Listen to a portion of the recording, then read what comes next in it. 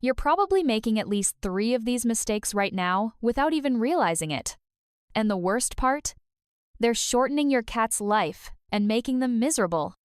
The biggest problem with cat ownership isn't bad intentions. It's that we keep treating cats like small dogs or furry humans.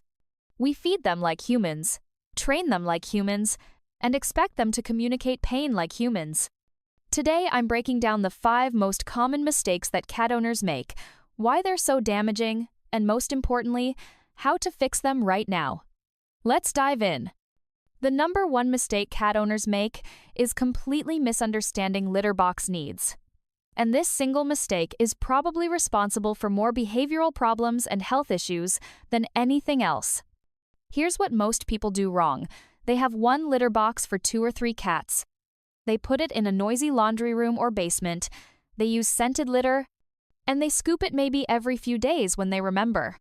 Your cat sees this completely differently than you do. Imagine if your only bathroom was dirty, smelled like artificial flowers, and was located next to loud machinery. You'd hold it as long as possible, right? That's exactly what your cat is doing.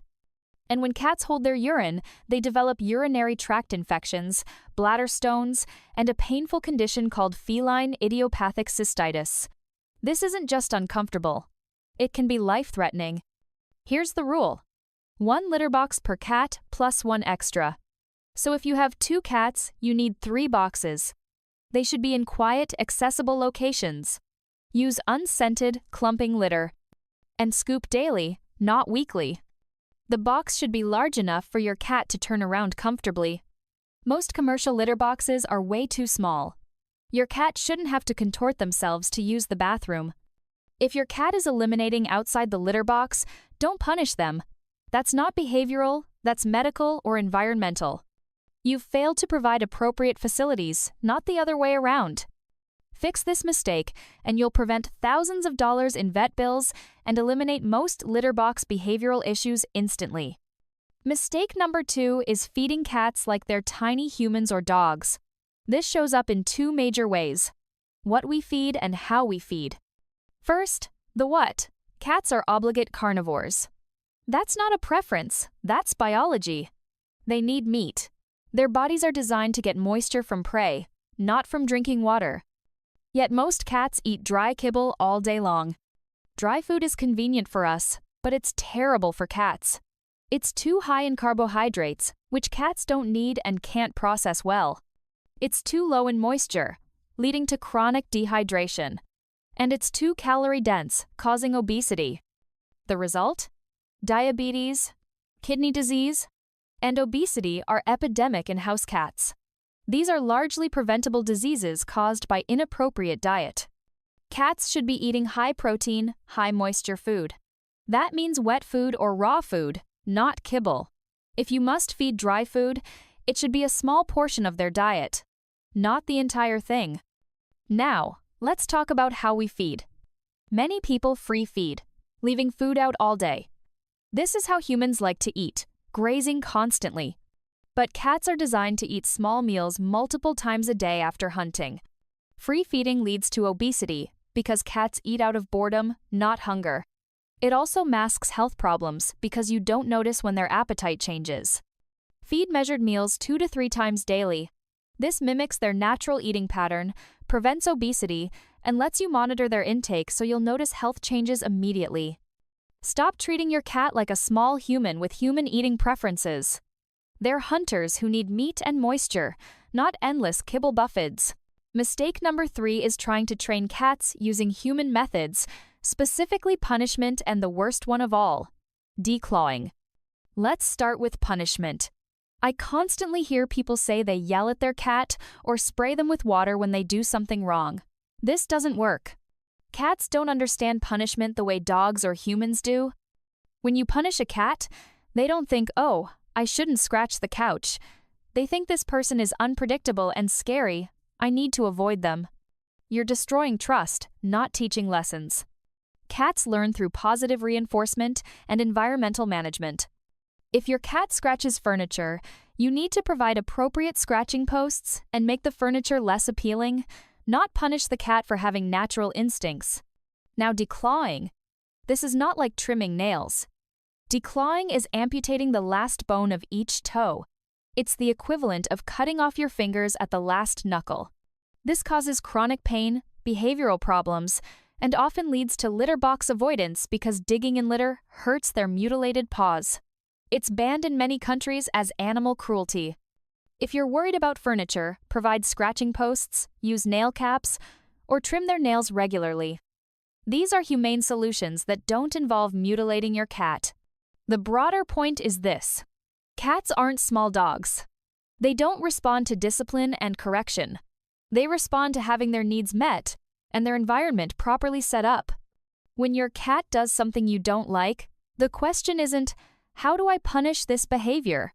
The question is, why is my cat doing this, and what do they actually need? Scratching means they need appropriate scratching surfaces. Aggression often means they're overstimulated or in pain. Litter box issues mean medical problems or environmental stress. Stop trying to dominate or control your cat. Start trying to understand and accommodate their species-specific needs. Mistake number 4 is treating cats like decorative objects that take care of themselves. People adopt cats thinking they're low maintenance, then lock them in apartments with no stimulation and wonder why they're destructive or aggressive. Cats are hunters. In the wild, they'd spend hours every day stalking, chasing, pouncing, and problem-solving. Domestic cats still have these drives, but we give them nothing to do. A bored cat becomes a depressed cat or a destructive cat. They'll knock things off counters, attack your feet, yowl at night, or develop compulsive behaviors. These aren't behavior problems. These are symptoms of inadequate enrichment. Here's what cats actually need. First, vertical space. Cats feel safe when they can get up high and survey their territory. Cat trees, wall shelves, or even cleared bookshelf space gives them this. Second, interactive play. Not just leaving toys around, you need to actively play with your cat daily using wand toys that mimic prey. 10 to 15 minutes of engaged hunting play prevents so many behavioral issues. Third, puzzle feeders and food dispensing toys. Make them work for some of their food. This provides mental stimulation and slows down eating, which prevents obesity. Fourth, window access. Cats are fascinated by the outside world. Bird feeders outside windows provide hours of entertainment. And for some cats, especially young ones, consider getting a second cat for companionship. Cats are not always solitary. Many thrive with a feline friend. The point is, cats are intelligent, active predators trapped in our homes. If we don't give them appropriate outlets for their natural behaviors, they'll create their own, and we won't like the results. A mentally stimulated cat is a happy, well-behaved cat. It's really that simple. The fifth and potentially deadliest mistake is assuming your cat is fine because they're not obviously sick. Cats hide illness and pain incredibly well. By the time they show obvious symptoms, they're often critically ill. This is evolutionary. In the wild, showing weakness makes you prey, so cats have evolved to mask pain and illness until they physically cannot anymore. Owners interpret this silence as health. My cat is eating, so they're fine. My cat is moving around, so they're not in pain. Wrong. Cats can have raging dental disease and still eat. They can have arthritis and still jump. They can have kidney disease and show no symptoms until they're in kidney failure. Here's what you need to do. Annual vet visits are non-negotiable, and for cats over 7, it should be twice yearly. Blood work should be done regularly to catch kidney disease, diabetes, and hyperthyroidism early. Watch for subtle changes: eating slightly less, drinking more water, sleeping in different locations, hesitating before jumping, grooming less, or being slightly less social. These tiny changes are often the only signs of serious illness. Dental disease deserves special mention because it's incredibly common and incredibly ignored. Most cats over 3 years old have dental disease. This causes chronic pain and can lead to heart, kidney, and liver problems. Your cat needs dental care. Regular toothbrushing if possible, dental treats, and professional cleanings when needed. Don't wait until their teeth are falling out. The hard truth is that we're failing our cats by treating their stoicism as proof of health. Assume your cat is hiding something and be proactive about finding it. Preventive care and early detection are what separate cats who live to 20 from cats who die at 10 from preventable diseases. The core problem? All 5 of these mistakes stem from the same core problem. We're imposing a human-centered perspective on cat biology. We feed them like humans because constant grazing is convenient for us. We use one litter box because we don't want multiple bathrooms. We punish them because that's how we think behavior should be corrected. We ignore their mental needs because we're busy. We miss their illness because they don't complain loudly. But cats aren't humans. They're obligate carnivores with specific dietary needs. They're fastidious about elimination. They're intelligent hunters who need stimulation. And they're stoic prey animals who hide illness. Fixing these mistakes isn't about spending more money or more time necessarily. It's about understanding what cats actually need and providing species-appropriate care. Add more litter boxes? Switch to wet food. Stop punishing and start enriching. Play with your cat daily. Get regular vet checkups. These changes will prevent disease, eliminate behavioral problems, and give your cat a longer, healthier, happier life. Thanks for watching. If this opened your eyes to mistakes you're making, that's good. Awareness is the first step to doing better. Hit subscribe for more evidence-based cat care content. Drop a comment and tell me which of these mistakes you're working on fixing. And share this with other cat owners because these mistakes are everywhere.